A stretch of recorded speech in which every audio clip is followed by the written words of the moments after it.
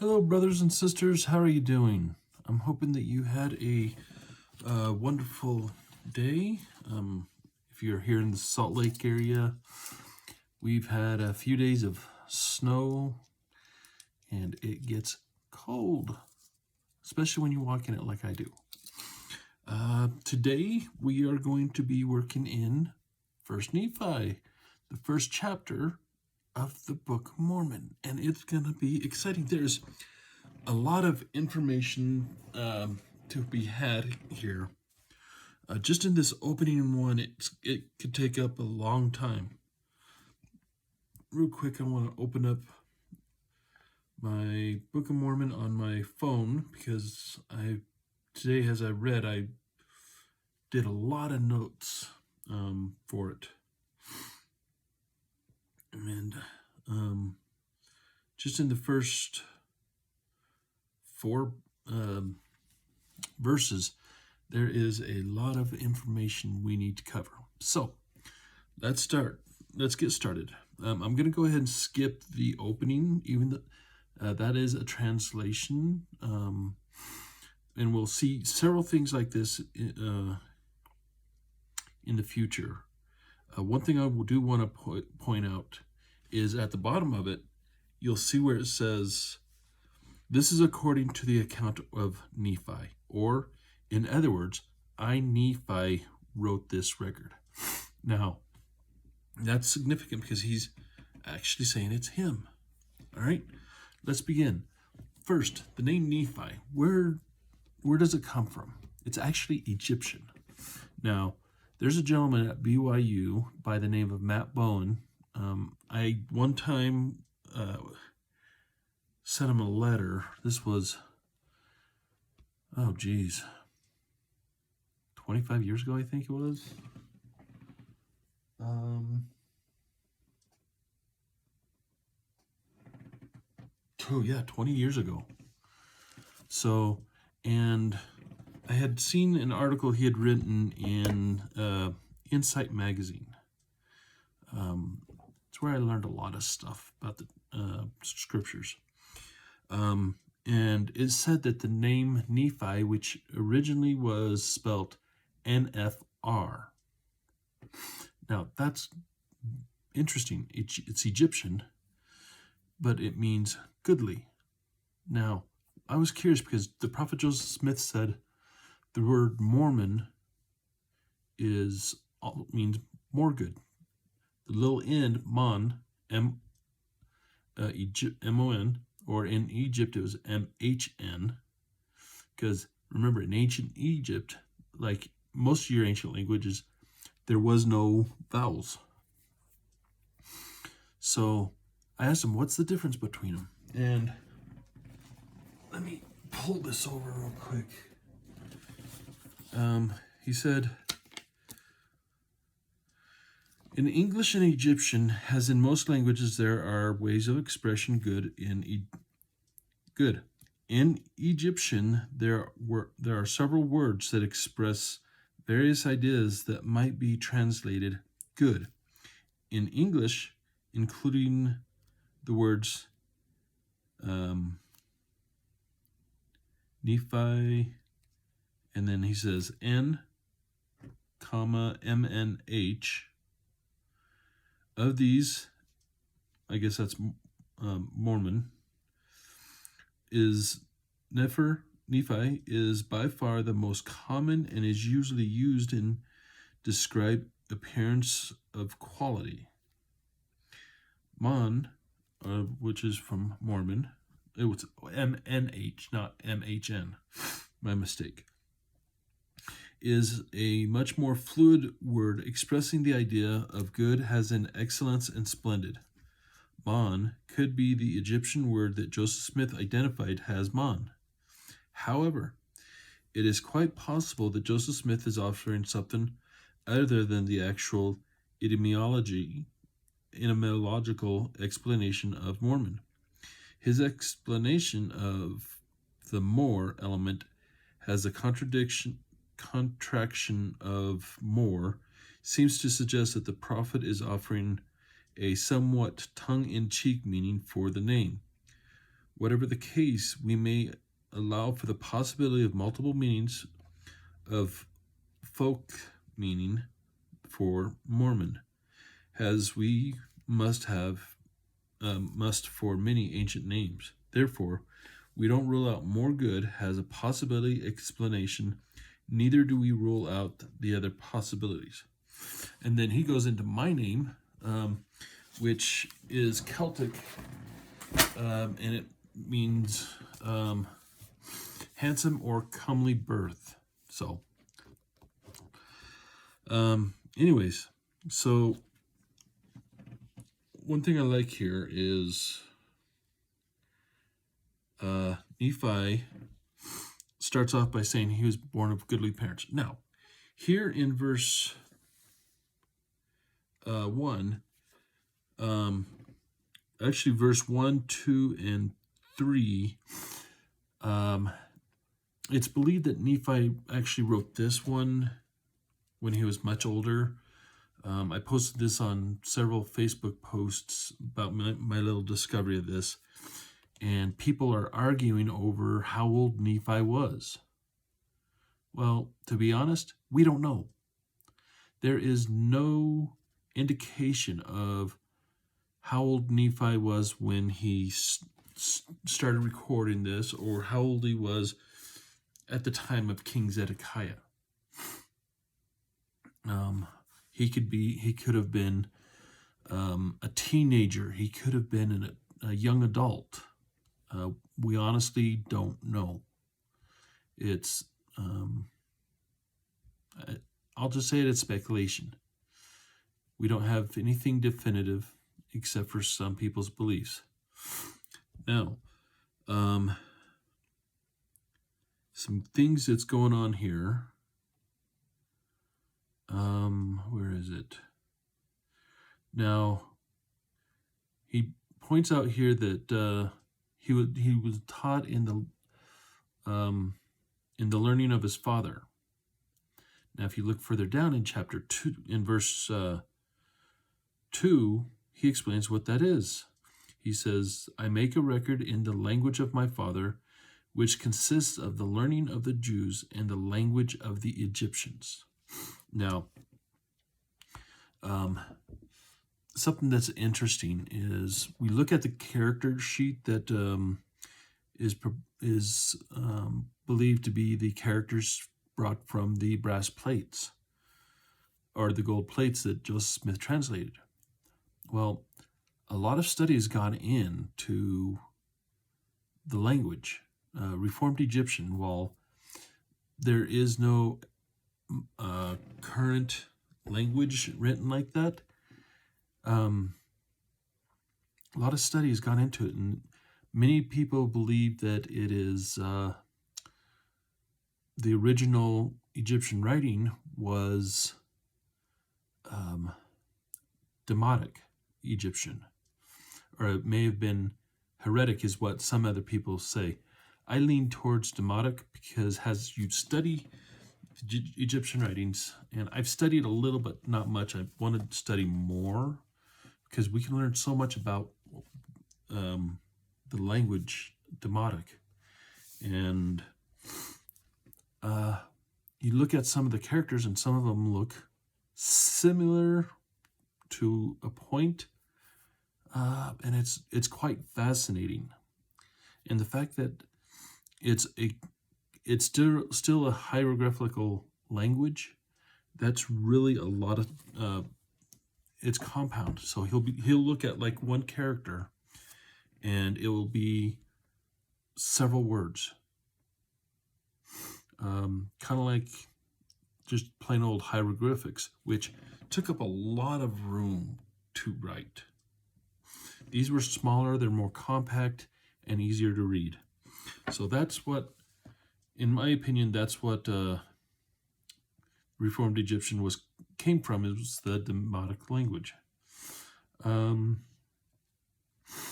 Now, here he's talking about, in verse 1, he talks about how he's seen many afflictions in the course of his days. Now, that's talking about everything we read that's been going on in First Nephi. His brothers constantly wanting to kill him, tie him up, just causing his life to be miserable. And then he gets over here to Americas, and as soon as their father dies, they want to kill him. Now, I read a comment that caught my eye, and I don't know where this guy got this because it's nowhere to be mentioned. He said that some of the afflictions he may have had was killing his brothers in war. There is nothing in the scriptures that talks about he may have had to kill his brothers in war. And then he goes on to say that he has been highly favored of the Lord in all my days, and have had a great knowledge of the goodness and mysteries of God. Okay, now now let's go down here. Verse 4. Verse 3 is nice. He says that he makes, I know that the record which make is true, and I make it with mine own hands, and make it according to my knowledge. So this is all of his experience. He's the one that's writing this. Now, let's go down to verse 4. He starts off with that this is starting to take place in the first year of the reign of King Zedekiah, king of Judah. Now, if you remember from, if I'm remembering right from the Bible, King Zedekiah was not actually a good, godly man. He was a very wicked man. And he was one of those that liked to kill and stone the prophets. So we know when it was set. And King Zedekiah was born or started reigning roughly about 598 BC, give or take a year or so.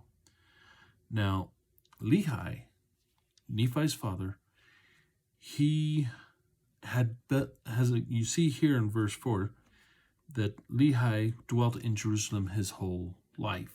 Now, back then, you were given property based on the tribe you belonged to. And we learn later in the Book of Mormon that Lehi is from the tribe of Manasseh.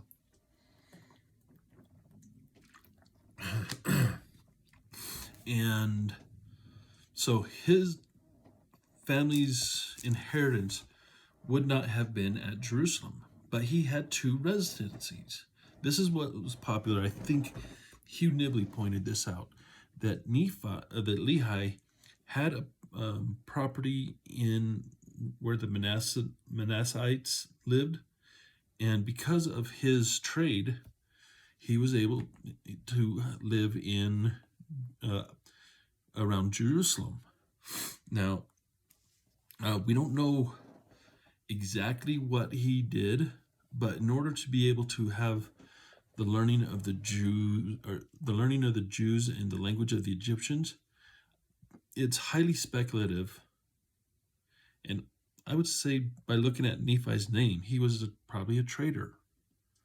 He traded in very fine stuff, because his house, if you remember, here in the future, when Nephi needs to get property to give to Laban, he went to both his homeland, to the land of his inheritance, and to his home in Jerusalem to get the fine stuff. And so I suspect that Lehi was a trader, traded with Egyptians, and that's where he probably learned the Demotic Egyptian. And the Demotic Egyptian didn't have a very long lifespan. It was roughly about, 1,100 years? It first appeared roughly about 650 BC. So Lehi would have been probably in his younger years when it first came about, and because of the popularity of it, he would have probably picked it up and used it in his business. And it lasted until the 5th century AD, so roughly about 1100 years. It was, I would love to have seen more about Lehi. Now, we see here in verse 4 that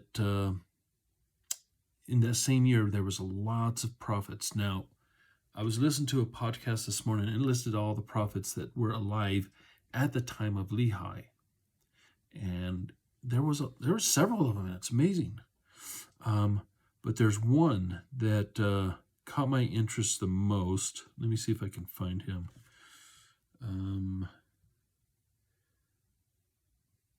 Highlight. Oh, no, I don't want highlight. I want footnotes.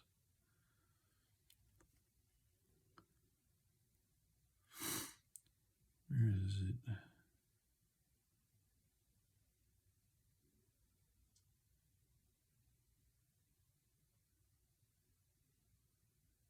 Here it is. In Jeremiah 26:20. And this is actually going to be 20 through 23.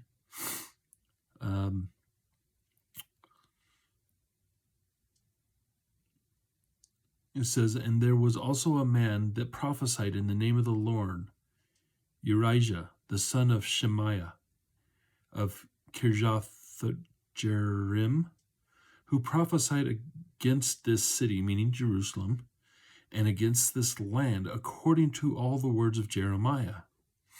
And when Joachim, the king," so this may have been a little later or a little before, anyways, said that with all his mighty men and all the princes heard his words, the king sought to put him to death. But when Urijah heard it, he was afraid and fled and went into Egypt.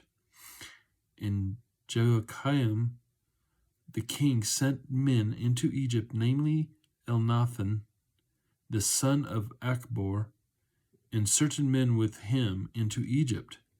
They fetched forth Urijah out of Egypt and brought him into Joachim, the king, who slew him with the sword and cast his dead body into the grave of the common people. Now, later we're going to see that Lehi and his family had to be very quiet when they left. That's why they also had to take Laban. And that's why. Because if the kings who were wicked found out a prophet was trying to leave, but I'm going off on a tangent. There's just so much information that's going on here. Now, we go to verse 5, and Lehi, he was praying to God with all his heart. And now, if you go to the footnotes at the bottom, it will list several scriptures that also talk about a prophet praying to the heart. Let's see here. Jeremiah 29:13, he says, "And ye shall seek and find me, and when ye shall search for me with all your heart." James 5:16, "Confess your faults one to another, and pray one for another, that ye may be healed. That effectual fervent prayer of a righteous man availeth much."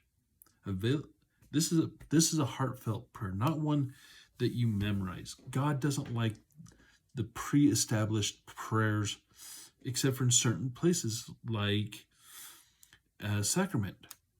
Those are pre-established prayers that you just read. You can memorize them. This is the only acceptance. But when we're doing our personal prayers, or when we're praying in church, we don't have a set prayer that we have to say. We can just go with what's in your heart. And then as he prayed, a pillar of fire came down before Lehi. Now, this pillar of fire we've seen before. Remember in Exodus, after the tabernacle was built, a pillar of fire by night and a pillar and a cloud by day. And so this pillar is, to Lehi, carries a lot of weight and visualness. And it's neat to watch this. Let's see. And then he had a vision, and he said, he saw and heard much, and because of the things which he saw and heard, he did quake and tremble exceedingly. Now, I wish we had more of this. This is really great stuff. And then after this, Lehi went back to his home, and he was so overcome with the Spirit that he had to fall asleep. He had to go to sleep. He was just so tired.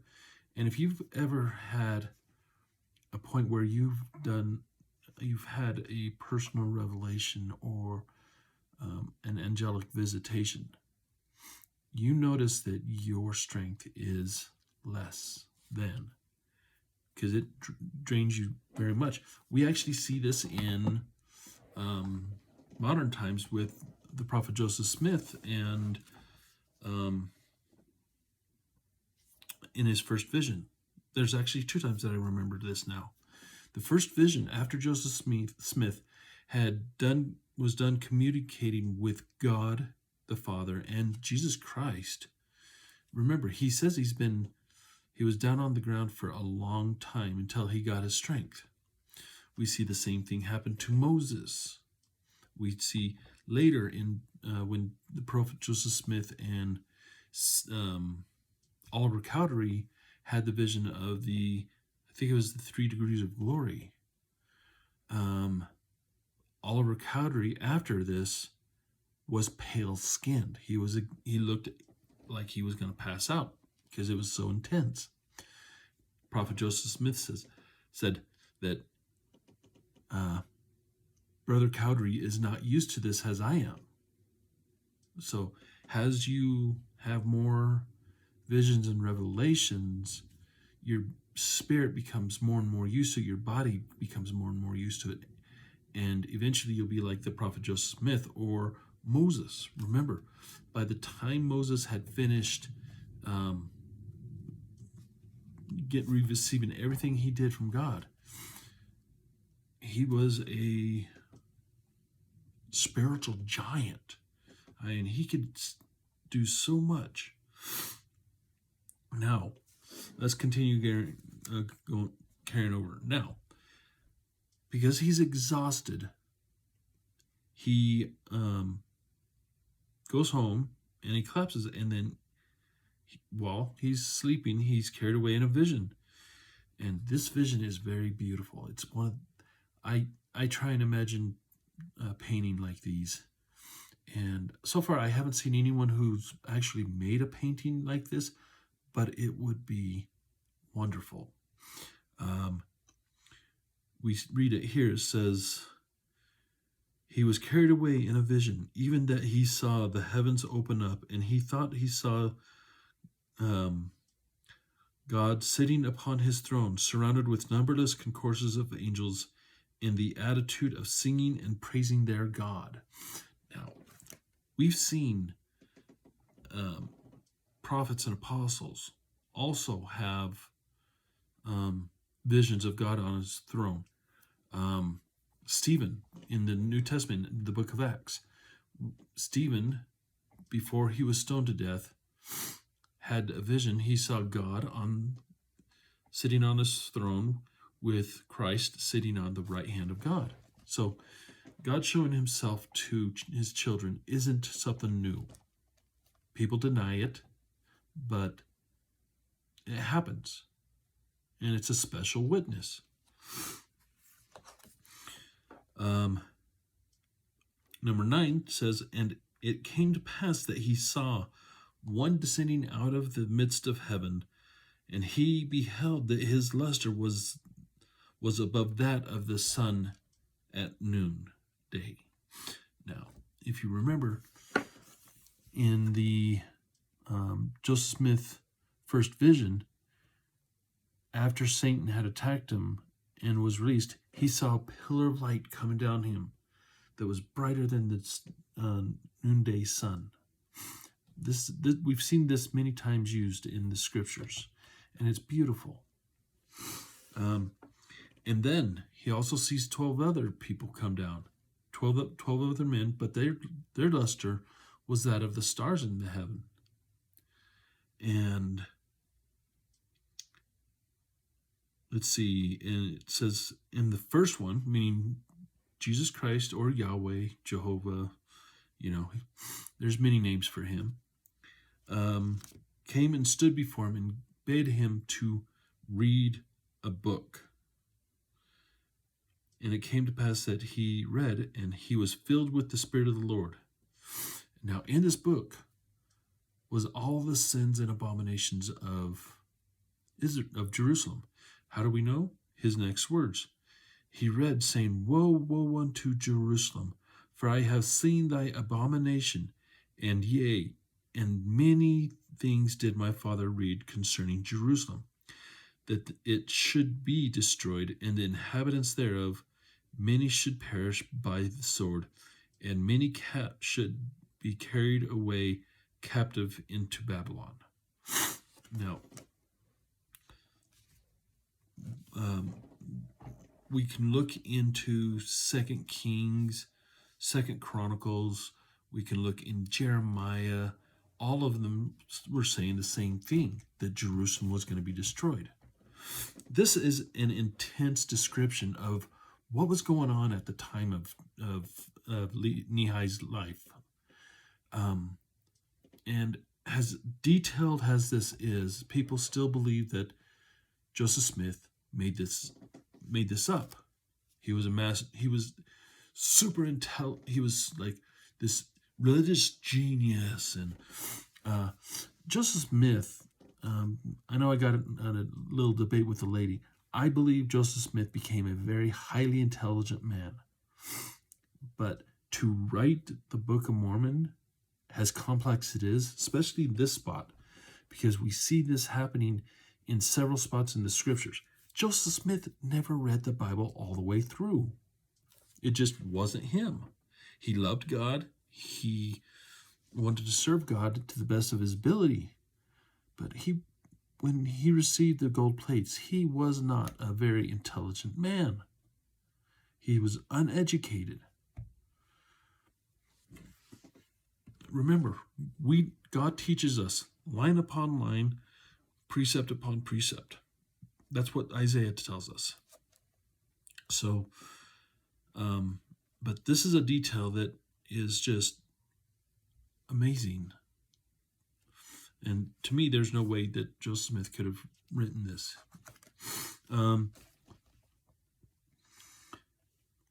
He goes on saying other things. Great and marvelous are thy works, O Lord God Almighty. Thy throne is high in the heaven. This is all this little bit here we've learned is an abridgment. Here in verse, let's see.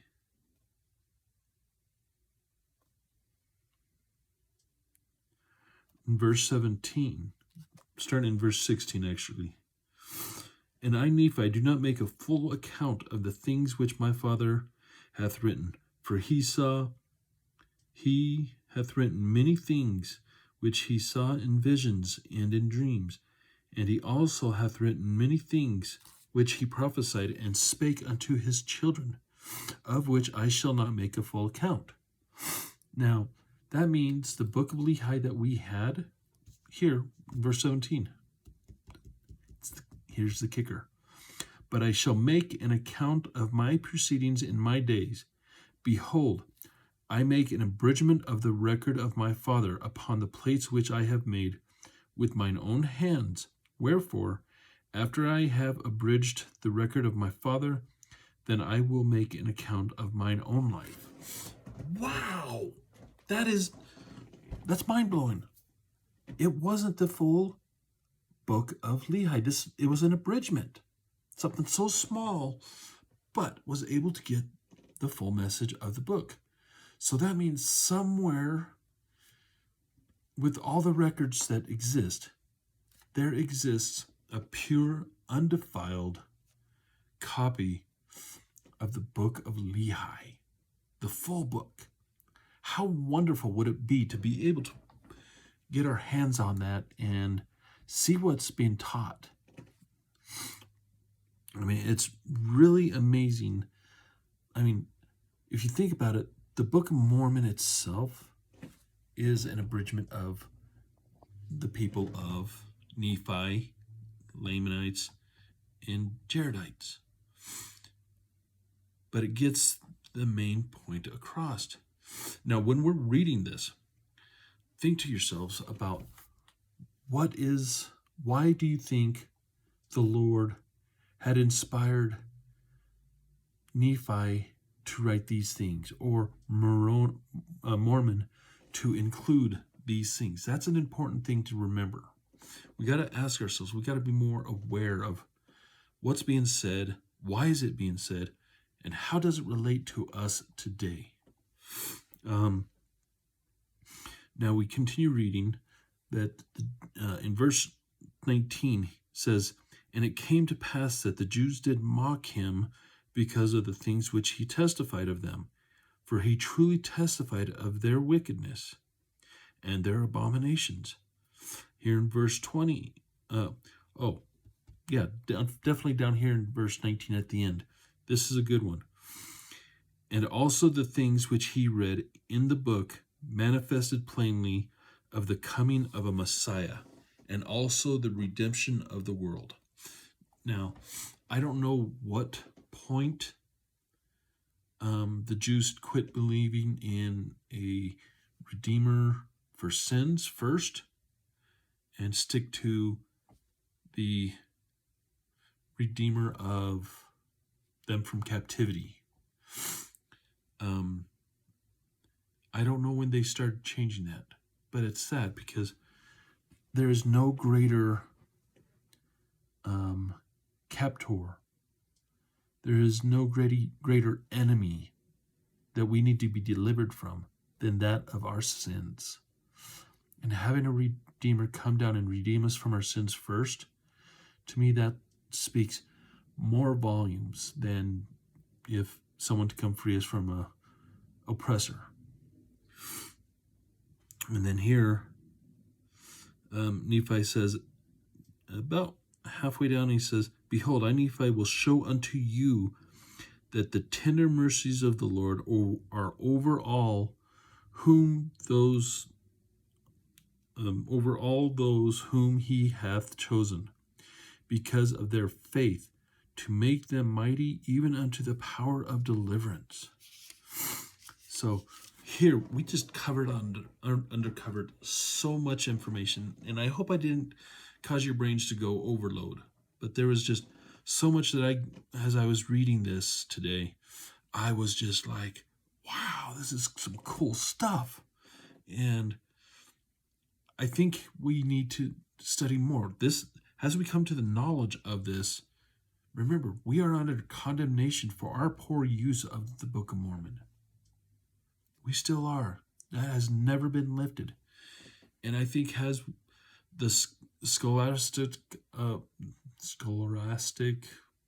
learning of the Book of Mormon and the evidence that's coming forth from the earth to help prove that the Book of Mormon is true, I think here in the near future we will actually receive a copy or another book that has Reformed Egyptian on it,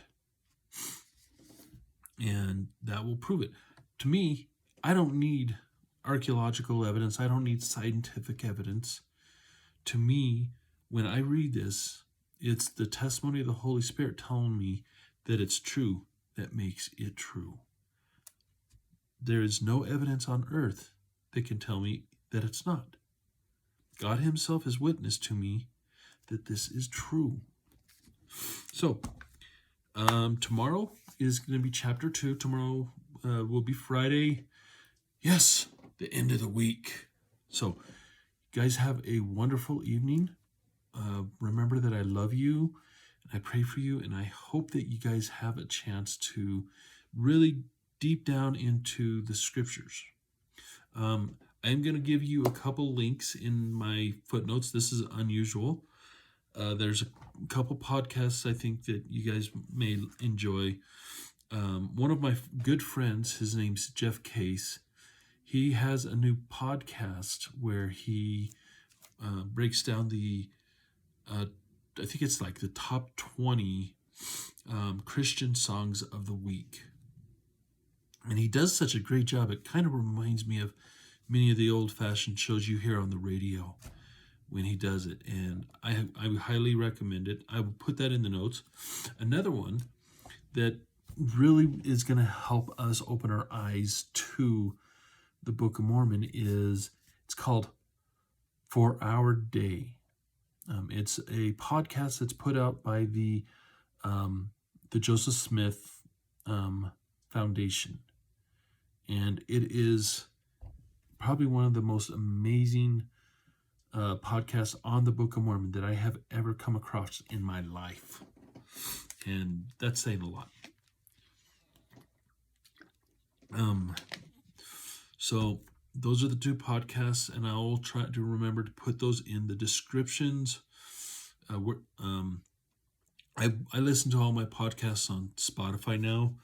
I quit doing Apple Music or Apple Podcasts because there was no way to disable the automatic downloads unless you go to each and every single podcast. And I didn't want to do that. So Spotify is my place to go. If you guys have your favorite places to go for podcasts, that's great. You can also,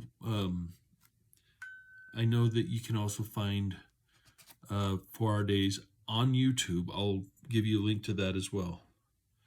And so we will see you guys tomorrow. You guys have a wonderful, some sweet dreams. Try and stay warm because it is cold out there. So, you guys take care, and we will see you tomorrow.